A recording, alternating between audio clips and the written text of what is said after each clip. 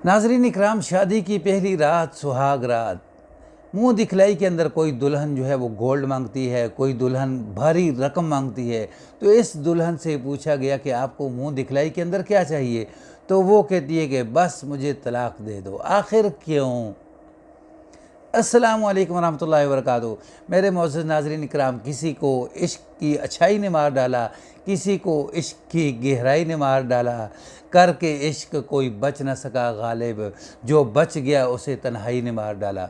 नाज़रीन इकराम, वालिदैन की दो बच्चे हैं, गरीब वालिदैन हैं, पढ़ा लिखा कर ऊंचे मुकाम तक पहुंचा देते हैं।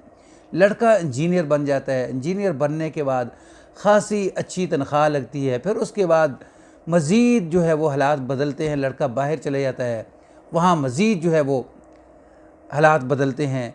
सबसे पहले लड़का जो है वो अपने घर का नक्शा बदलता है, फिर उसके बाद अपनी बहन की शादी करता है, फिर उसके बाद गाड़ी ख़रीदता है, हालात मज़ीद बदल जाते हैं। नाज़रीन, आखिरकार वालिदैन कहते हैं कि बेटा अब सब कुछ बदल चुका है, हमें अब घर में बहू की ज़रूरत है। तो लड़का कहता है कि वालिदैन से कहता है कि आप जो बहू मेरे लिए पसंद करेंगे मुझे कबूल है। वालिदैन कहते हैं फिर भी अगर आपकी कोई नज़र में हो, तो वो कहता है कोई नज़र में नहीं।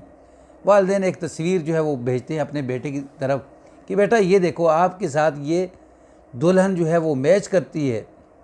तो लड़का कहता है कि ठीक है। वो कहते हैं कि हम मंगनी करने वाले हैं। लड़का कहता है मेरा इंतज़ार करें, मैं महीने के बाद आऊँगा, निकाह ही कर देना। जब महीने के बाद लड़का आता है, बाकायदा धूमधाम से निकाह किया जाता है।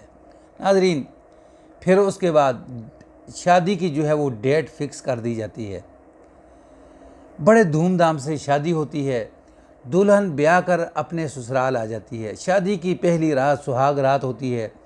दुल्हन अपने कमरे में बैठी होती है, दूल्हा उसके पास आता है, कोई तोहफ़ा भी उसके हाथ में होता है। वो अपनी होने वाली बीवी से पूछता है कि आपको मुंह दिखलाई के अंदर क्या चाहिए। तो वो आगे से कहती है मुझे कुछ नहीं चाहिए, मेहरबानी करके मुझे आप तलाक दे दें। तो लड़का जो है उसके पाँव तले से ज़मीन निकल जाती कि ये क्या कह रही हो। वो कहती कि क्योंकि मैं किसी और से मोहब्बत करती हूँ, प्यार करती हूँ, मैं उसके बग़ैर रह नहीं सकती। नाज़रीन, लड़का कहता है जब मंगनी हुई, निकाह हुआ, उस वक़्त आप बताती है, अब ये बताने का वक़्त है, ये तो बेइज़्ज़ती है मेरी। खैर, बड़े हौसले वाला लड़का है। वो कहता है ठीक है, अगर आपने मेरे साथ नहीं रहना, मैं कोई ज़ोर ज़बरदस्ती नहीं करूँगा। गाड़ी निकालता है और उसके अंदर बिठाता है। तलाक के पेपर जो है वो हाथ के अंदर थमाता है, पूछता है कहाँ जाना है, फ़लाँ सहेली के घर, वहाँ छोड़ देता है। वापस आता है, वालिदैन पूछते कि बहू कहाँ है। वो कहता है मैंने तलाक दे दी और उसे भेज दिया उसकी सहेली के पास।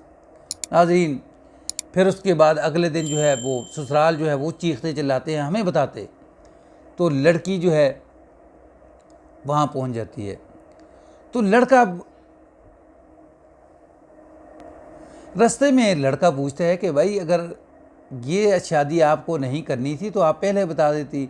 तो वो कहती कि मैंने आपके वालिदैन को बतलाया था, आपके वालिदैन ने मेरे वालिदैन से बात की, तो मेरे वालिदैन ने मेरे मामू को बुलाया और मेरी ठीक ठाक जो है वो तबीयत साफ़ करवाई, तो मजबूरन मुझे हाँ करनी पड़ी, तो इसलिए ये मेरी मजबूरी थी। लड़का खैर उसे छोड़ आता है उसकी सहेली के घर। फिर उसके बाद नाज़रीन इकराम, लड़का अगले दिन फ़्लाइट पकड़ता है और सीधा जो है वो निकल जाता है अपने काम पे। वहाँ जाता है, लोग उसे मुबारकबाद देते हैं, लेकिन वो कहता है लड़की का वालिद जो है वो फ़ौत हो चुका था, तो शादी जो है वो हमने डिले कर दी है, तो हम बाद में शादी करेंगे। करते करते नाज़रीन कराम कोई साल के करीब वक्त गुज़रता है। वालिदैन कहते हैं कि बेटा अब आपकी शादी हमने आगे करनी है, तो इसके लिए हम मज़ीद जो है वो दुल्हन तलाश कर रहे हैं। तो लड़के को अचानक एक कॉल आती है। लड़का कॉल उठाता है तो पता चल जाता है कि ये मेरी जो साबका जो है वो बीवी है।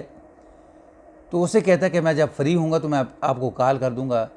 फिर भूल जाता है। फिर अगले दिन कॉल आती है तो लड़की सबसे पहले कहती है कि आप बहुत अच्छे इंसान हैं, शफीक इंसान हैं, मेरे ऊपर जो है वो आपने शादी की पहली रात जो मेहरबानी की है, मज़ीद मेहरबानी एक और कर दें, क्योंकि अब मैं ना तो अपने उस आशिक के लिए रही हूँ ना अपने घर के लिए, क्योंकि उस आशिक ने मुझे 2 महीने इस्तेमाल करने के बाद मुझे मेरा जेवर, मेरा पैसा जो है वो सारा लूट कर फ़रार हो गया।